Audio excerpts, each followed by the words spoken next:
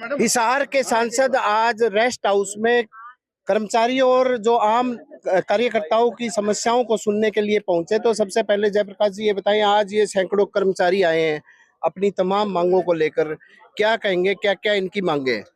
देखिए, कर्मचारियों के साथ पिछले 10 साल से बड़ा भारी अन्याय और भेदभाव हो रहा है, क्योंकि जिस तरीके से इन्होंने न्यू पेंशन स्कीम लागू की और लागू इस सरकार से पहले की है, इसमें कोई दो राय नहीं। लेकिन जब प्रजातंत्र में हम सरकार क्यों बनाते हैं, विधानसभा लोकसभा का गठन क्यों करते हैं? अगर गलती से कोई गलत कानून बन जाए और फिर जनता ये कहे कि ये तो गलत कानून बन गया, तो उसको सुधारने के लिए नया कानून बनाओ। अगर पहली सरकारों ने एनपीएस दे दी तो अब ओपीएस मांग रहे हैं, ओपीएस लागू करो, ठीक है ना, लागू करनी चाहिए। हम इसी के लिए तो एमपी एमएलए बनता है, लोकसभा विधानसभा, ताकि हम कानून बनाएं और गलत कानून हो तो उसको बदलें। तो इन्होंने ये कहा कि हम ओपीएस लागू कराना चाहते हैं, एनपीएस नहीं, क्योंकि एनपीएस के अंदर जिस तरीके से मैंने देखा है, एक कोयल इंडिया लिमिटेड के तकरीबन कर्मचारियों का जो पैसा था, वो जिस फर्म में थे, कंपनी में थे, वो दिवालिया होगी, उसने एनसीएलटी को केस दे दिया, उनका सारा पैसा खत्म हो गया। कर्मचारी कहाँ जाएंगे? ऐसे ही भी जो कर्मचारियों पैसे से शेयर खरीदते हैं कंपनियों में, अब वो शेयर मंदे हो जाए तो कर्मचारी को नुकसान, क्यों भाई? तो ये ओपीएस लागू कराना चाहते हैं। मैंने इनको आश्वासन दिया है कि हम पार्लियामेंट में जैसे ही बोलने का समय मिलेगा, हम इनकी आवाज पार्लियामेंट में उठाएंगे। सर, हिसार एयरपोर्ट को लेकर अब यही कहना है कि जो हिसार एयरपोर्ट को लेकर लाइसेंस मिल गया है, और भाजपा नेताओं का ये कहना है अब जयप्रकाश को इस्तीफा देना चाहिए। आ जाओ, ले आओ, कहा है किस इंटरनेशनल एयरपोर्ट बन गया क्या इंटरनेशनल? भाजपा नेताओं को शर्म आनी चाहिए।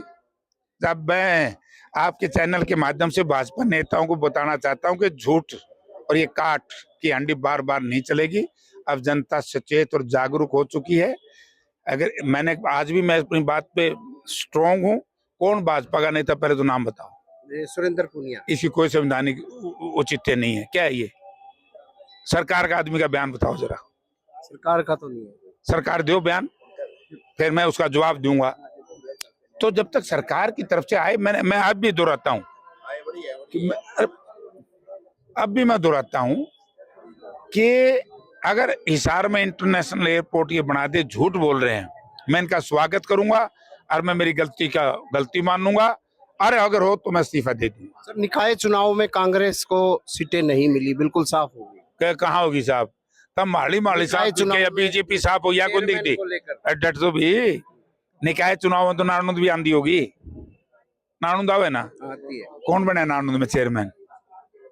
बीजेपी का बने, बीजेपी का दूसरे नंबर पे और राम कुमार गौतम का तीसरे नंबर पे। उसके बाद आता है कलायत। बीजेपी का कोई स्थान ही नहीं है। सिर्फ 11,000 में 2700 वोट मिली बीजेपी को।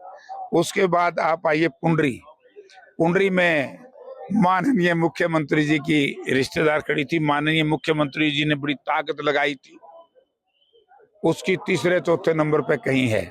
इसी तरीके से आप आइए गुलाचिका, उससे फिर आगे आप आइए शाहबाद, उससे आगे बराड़ा से मुलाना, ये सारा का सारा बीजेपी साहब है। वो प्रश्न क्यों नहीं पूछते? तो हिसार में तो आपके नेतृत्व में आप चुनाव लड़ा गया था, तो भी मतलब हिसार की सीट नहीं आई। वो तो लोगों की मर्जी है। हाँ, 3 विधायक भी साथ थे, शहर के लोग भी साथ थे, तो लोगों की मर्जी है भाई। देखो, ये निकाय चुनाव है, लोग कुल उस पे होते हैं। और नई इनकी सरकार बनी थी। मैंने जो बात बार बार मैं कह रहा हूं, मनी और मशीन दो बड़ी ताकतवर होती है। तो इसमें यह भी कहा जा रहा है कि जो कांग्रेस के दिग्गज नेता थे, भूपेंद्र हुड्डा, दीपेंद्र हुड्डा, कुमारी सैलजा, रणदीप सुरजेवाला, वो भी चुनाव में नहीं आए। इसका भी कारण माना जा रहा है कि ये हार के कारण है। वो तो उनसे पूछ जो है बात कब है, मन गिरा, मैं तो नहीं कहता। प्रतिपक्ष नेता अभी तक नहीं चुने गए हैं, तो अब कब तक चुने जाएंगे, क्या लगता है? चंद्रमोहन का भी नाम सुना जा रहा है। अभी यही देखिए, आज से 7 दिन पहले चुनाव इकट्ठे हुए थे। 7 दिन पहले चुनाव हुआ झारखंड में, नेता प्रतिपक्ष बीजेपी का था, उसका एक भी social media, electronic media, print media नाम नहीं लेता। मारा मारा पूछने लग रहे हैं। अरे भाई, विधायकों ने अपनी अनुशंसा दे दी है, अपनी बात हाईकमांड तक पहुंचा दी है, हाईकमांड फैसला कर देगा और हाईकमांड भी वही करेगा जो विधायकों की अनुशंसा है। जो आपके मन में वही जेपी के मन में, वही जनता के मन में। जो जैसे अभी भाजपा नेता है या अभी दिग्विजय चौटाला आए थे, उन्होंने ये कहा है कि जो कांग्रेस पार्टी है फैमिली पार्टी बन गई है, पिता पुत्र की पार्टी बन गई है, आगे दुष्यंत चौटाला उभरेंगे। वही मेरे ख्याल में उनका को नाम मेरे क्यों लुआ हुआ है। क्या कहेंगे सर? क्या कहूं, उनकी बात का मैं क्या जवाब दूं? जनता में अपना विश्वास खो चुके हैं, जनता में आस्था खो चुके हैं, वैसे लोगों की क्या चर्चा करेंगे। सर, ये अंतिम सवाल, मुख्यमंत्री नायाब सिंह सैनी कहते हैं ट्रिपल इंजन की सरकार पूरे प्रदेश में बन गई है और विकास की गति तेजी से होगी। अच्छा, पहले तो लाइन ला रखी थी डबल इंजन है, तो ये इंजन की सरकार मनसा की सरकार होनी चाहिए। इंजन की सरकार तो क्या बिड़ के मर जाएंगे आपस में, समझ गए। इन चीजों में कोई तंत्र नहीं है।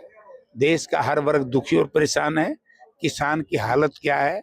हमारे विधानसभा में विधायकों ने जब इसका एमएसपी का इशू उठाया था, क्या जवाब दे पाई क्या सरकार? आज क्या हालत है? हरियाणा विधानसभा का सेशन चल रहा है, सरकार मेजोरिटी में है, सरकार कितनी दबी हुई है, जवाब दे पा रही है क्या? बल्कि शर्म आनी चाहिए बीजेपी के लोगों को। यानी कि बीजेपी के एक मंत्री के ऊपर floor of the house corruption के आरोप लगे और फिर सरकार उसकी जांच ना कराए, इसका मतलब ये भ्रष्ट लोगों, भ्रष्ट सरकार है, इसके मंत्रिमंडल के लोग भ्रष्ट हैं।